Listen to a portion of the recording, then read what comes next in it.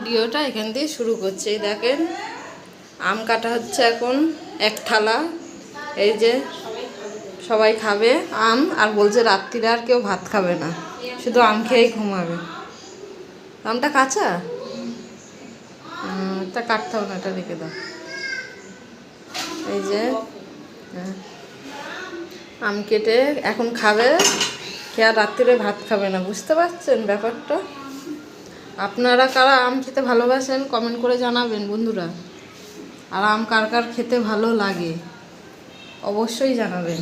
দেখেন এখন এক থালা আম কেটে নিয়েছে। সন্ধ্যাবেলা চপ আনা হয়েছিল আর তোমার ফুচকা আনা হয়েছিল, ওইগুলো খাওয়া হয়েছে। এখন বাজে রাত্রি 8:30 মতন বাজে, হয়তো অতটা আমি জানি না।